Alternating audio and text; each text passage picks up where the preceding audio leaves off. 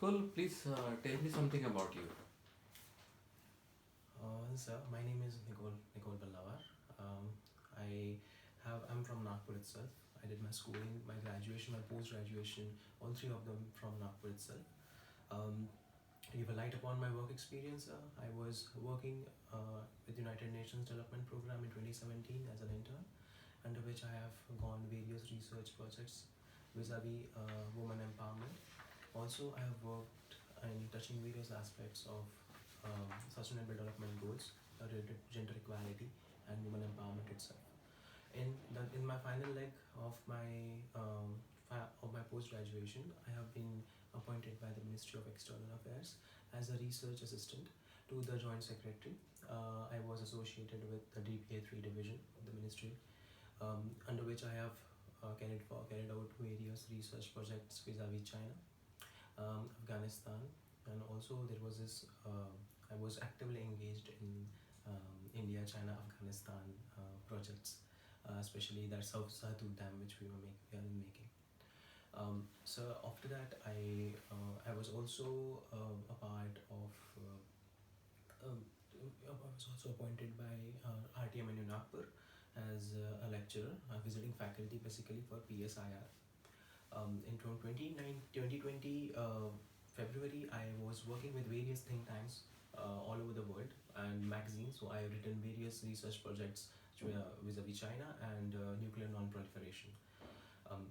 From 2020 June to September 2020, I was working with James as a defense analyst. So after that, I've resigned in the month of September because I had my exams in the month of October. Also, I was having COVID. So now I'm little fine now, but and after that I'm working holistically in researching about China and Chinese foreign policy. Okay. What is communalism? So communalism is an ideology which basically which is basically more inclined towards religion and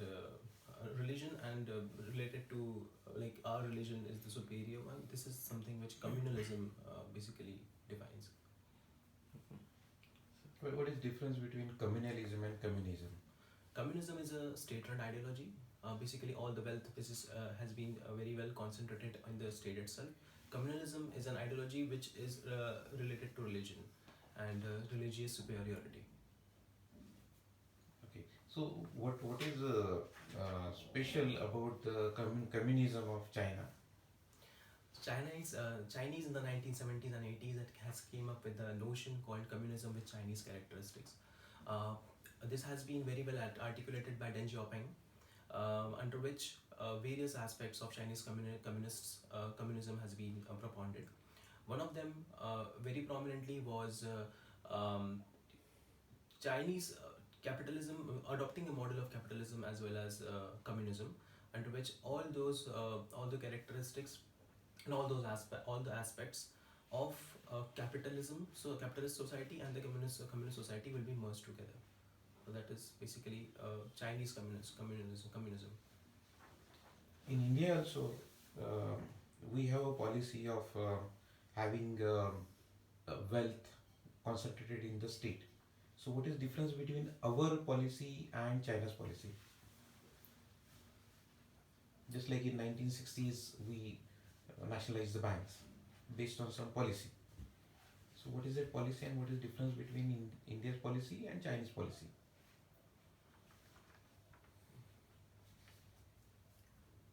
So I'm not able to comprehend right now. Nehruji was very fascinated about that policy, and he once claimed that he was influenced with the Russian and Chinese philosophy, and that is why he is interested in socialism. So, what is the difference between socialism and communism? I'm not able to comprehend right Okay, now. okay. What is the role of Chinese Communist Party in designing the newly emerging defense policy of China? Can you quote some points about that? In 2020, post-COVID, Exactly. in 2020, Yeah, the rain is going on. so China has increased its defense budget by 6.6%. So basically, they are more inclined towards what the structural realists called Chinese characteristics with defense themes. Um, these defense themes basically are inclined towards creating a more modernized aircrafts. For example, the fifth generation aircraft in China is highly developed, but it's not that developed compared to that of America. Um, Also, I think that the defense policy, the Chinese which are expanding their projects in various countries all over the world, um, they are also more interested in the port making and refurbishing of the ports. So I think that is something which is a very prominent theme in the Chinese characteristics, that they want to convert that economic might into military might. Do you mean it has to do something with the recently projected initiative, that is Belt and Road Initiative? Do you mean to say that it is applicable to the Belt and Road Initiative also? Is there any kind of merger between the defense policy and the BRI? Yes, sir. Because Chinese President Xi Jinping is a part of is a head of the CMC as well, Central Military Commission. So yes, I think Belt and Road Initiative, initially it was not a part, but I think in the near future, when China's economic might will rise, then definitely this economic might will be created and morphed into military might. Do you think it is why they are doing this? Because BRI is not getting that much success which they have wanted to project. They wanted to connect with 60 countries across. Yes. They couldn't do it. So is it a different planning that they are going with the army?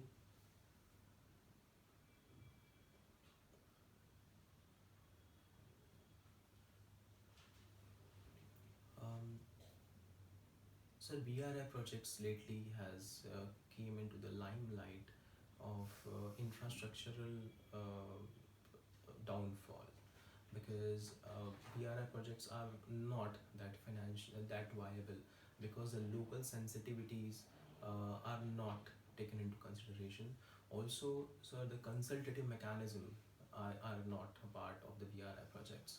So basically, Chinese understanding the Chinese minds, this the uh, the port refurbishments which Chinese are doing are more on the defense. They have this defense and military prowess and cartographic expansion in their minds.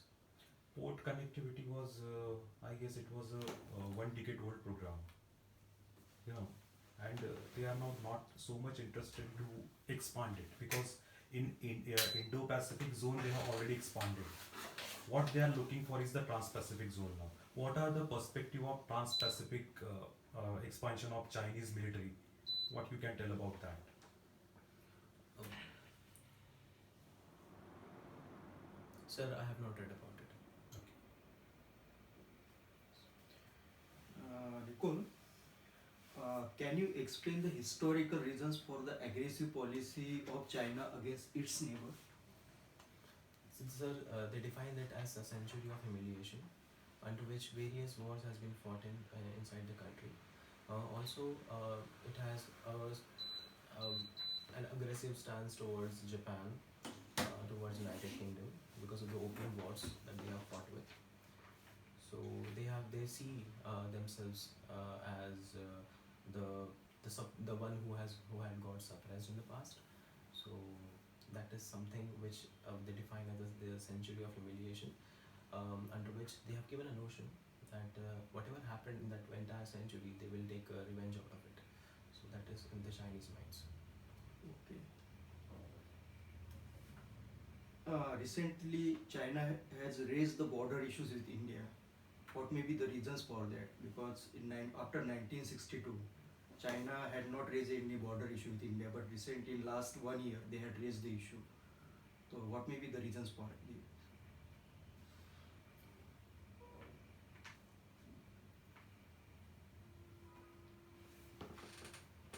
Sir, I would like to quote Mr. Shankar Menon, a former National Security Advisor, who has mentioned the concept of strongman polity, under which various powers are concentrated on the president. So strongman polity and populism plays hand in hand. Also, I think that in China itself, this is a very prominent theme. Also, post COVID-19 pandemic, uh, China has got into this wind that every other country are in the ambit of proving China to be an aggressor. So it wants to have that kind of influence in its neighborhood. So I think that is in the Chinese minds. Okay. Why did China initiate one belt one road policy? Right, sir. It is basically a revival of the ancient Silk Road, under which China will be a part of. China basically wants to have this century as an Asian century. So China basically is trying to connect Asia with Europe. And what will be the future of this one belt one road policy?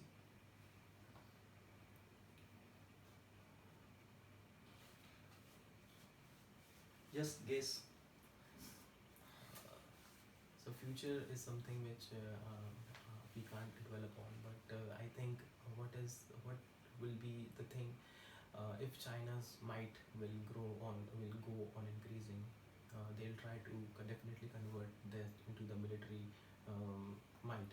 Also, one of the prominent persons in the Ministry of External Affairs has also reiterated that China's aggressive actions are not going to be the ones which they were right now. They are going to be different in the near future. Okay. Is there any aspects of USA in this one belt one road policy? United States of America is not a part of the One Belt One Road policy. Okay. Ajay? China is helping in many countries in terms of lot of loans and grants also. Why China is doing it?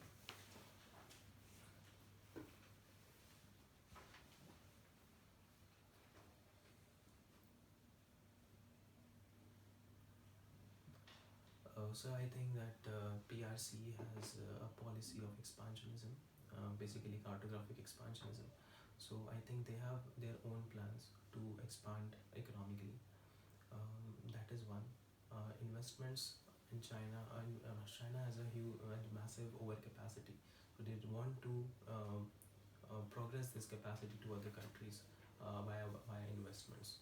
So I think yes, that is something which is in the head, the mind. China's inward investment is lesser and China's outward investment is more. So why China is allowing it? Though China is communist regime, but then also China is allowing it. Why it is happening? Sir, there is this policy of China, which is called social engineering, under which it is expanding its people-to-people contacts with various countries, not in the form of infrastructure, but basically people are going in other universities and they are studying over there. So they have this concept called the grand strategy of granules, basically, under which they are trying to send the people, send the Chinese diaspora to other countries, and spying on other countries. So basically, that is in the Chinese minds. Okay. Have you heard about the Heartland and Dreamland theory? No, sir. Okay. So actually, based on this theory, there was a lot of discrimination with Russia, and Cold War started. Similar thing is now happening with China. So are you aware of such thing? Why the Cold War actually happened, and the similar thing is now happening with China. Once the enemies like Japan and US, now they are becoming the friends to fight with China. It is the same theory. So are you aware of this theory? Sir, I'm not aware of the theory, but sir, I think Samuel Huntington has written a book called The Clash of Civilizations. The wars in the near future will not be fought with ideologies, but communalism and capitalism, communism and capitalism, which has happened in the past, that we have seen in the Cold War era. But now there will be a clash of civilization. As our Prime Minister Narendra Modi has stated that India and China are the civilizations. So basically, China is also civilization, and even United States are a civilization. So the wars in the near future might be not ideological wars, neither they will be the wars which are fought with arms and ammunition. But yes, there will be some aggressive actions which could be seen ideologically. Which was the first major leader or head of the state who used this comment, there is a clash of civilizations, which led to many other events or wars. Who was that head of the state? Sir, I am not aware It of was it. done in 2001. That was in 2000. 2001. So that must be the President of the United States. Yes, George Bush. Okay. In your research publications, you have mentioned about the China's aid to Afghanistan. So, which type of aid is being given, and what is the output to China?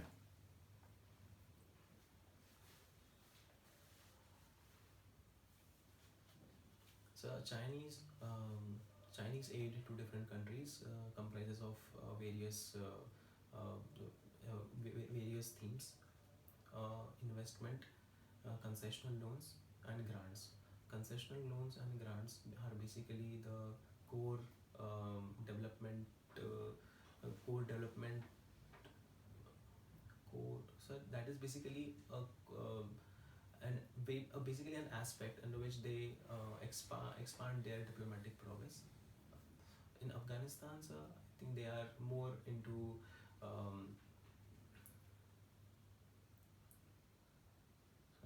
I'm sorry, I'm not getting the word. Okay. You have also mentioned about the strategic grounds at Somalia. So what it is actually strategic grounds? So basically, there is a region in Somalia called Shafun. It was my independent research, under which I was basically the reason for that research is the division I was working for was DPA3, Development Partnership and Administration, which provides grants to different countries, South Asian countries. So my region has been expanded to the Somalian part. There was this region called Shafun, a small ground under which port refurbishment projects. I have proposed to refurbish the ports in that particular region and counter China's string of pearls theory. Okay. So was it accepted at any of the level? Your suggestions were accepted at any of the levels? Yes, at the Joint Secretary level, yes. Okay. What is there in New India 2022? New India 2022 is an initiative of NITI Aayog basically, with the joint collaboration with the Ministry of External Affairs, under which our plan to basically portray India at the global level. So there are some hindrances in the same. For example, we have rampant corruption, and then enforcement as 2020 World Bank's ease of doing business report has specified that enforcement of contracts was something which has been hindered. So these are basically there were certain aspects, certain things which needs to be worked upon. Okay. What was your role in that, in this research paper? Or what suggestions you made, or what output you could give in the research paper? So there are 3 to 4 research papers which I have published, which I've written at the Ministry of External Affairs. Mostly my approach was mostly mutual. Like for example, if we are working with any country, then mutualism needs to be very much upheld. So yes, that was something which was the central idea of my research projects. Okay. What is the core basic principle of any of the states' external policy? Security is Mainly security. In one of the talk, one question was asked to the presenter that in last year you were talking about exactly the opposite what you are talking about right now. So it is against the basic principle which you propounded at that time. So what is your basic policy? So he mentioned my own nation's interest is my basic policy of external affairs. Was he correct or wrong?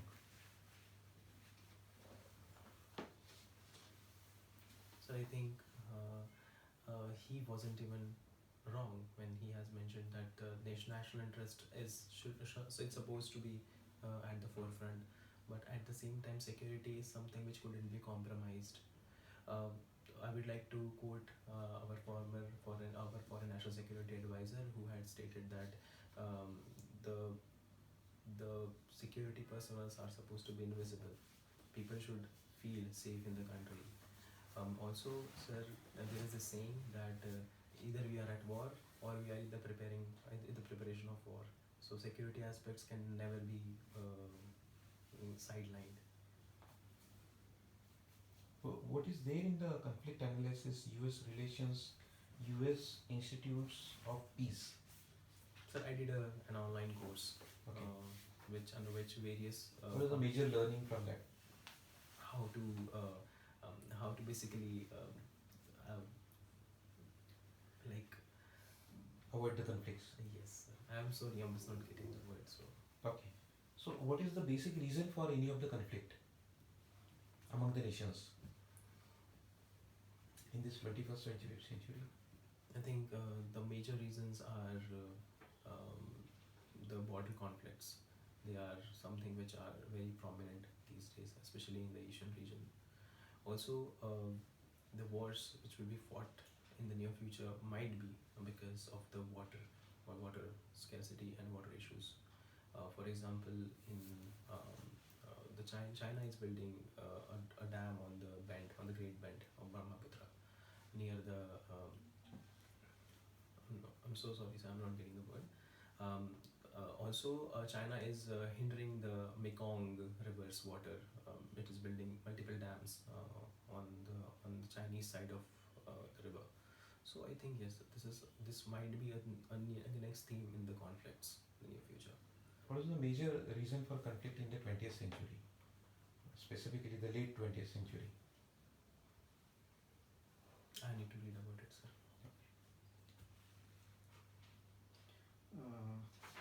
Nicole, tell me about the China's rare earth element trade policy. China has about 65 to 70% of rare earth minerals. Some of the rare earth minerals are very important for making semiconductors. Also, sir, they have the largest reserves, and after that, the United States and Russia has the second and third largest reserves. Their trade basically comprises of a very large number, so they basically could leverage this to increase their dependency on the PRC. Can you tell me about the digital yuan? No, sir, I need to read about it. Explain something about US-China trade war. US-China trade war has been initiated in 2018 to counter the Chinese technological. Basically, it is more concentrated. It was initially concentrated on the imports of iron and steel, because China has a massive overcapacity and production of steel. The theme has been then changed to various other aspects. and right now it is more inclined towards technological technological sectors. For example, ZTE and Huawei. Is there any foreign policy of India towards Central Asia? Not that I've read of, sir. Ramesh? Can you tell me some relevance between Pax Americana and the newly emerging Chinese nationalism? Is there any similarity or any difference between that?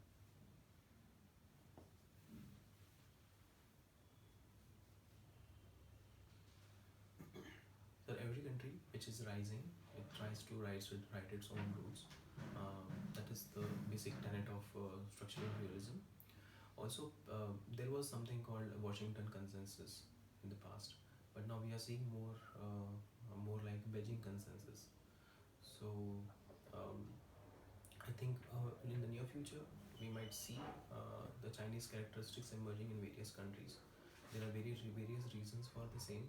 For example, expanding people-to-people contacts with other countries, trade and investment policies in an aggressive fashion. So these are basically the reasons which we might see. Can you quote the appearance or the structure of Chinese nationalism at the time of Mao and under Xi Jinping? What is the difference? Chinese Mao and Chinese president have very very close similarities. Sir. The differences could be seen is maybe Mao was more inward, and Chinese are more into outward thinking. What is the stand of WTO, or you can say the role of China is now likely to be seen controlling the WTO nowadays? Can you say something about that WTO and China interaction? I need to read about it, sir.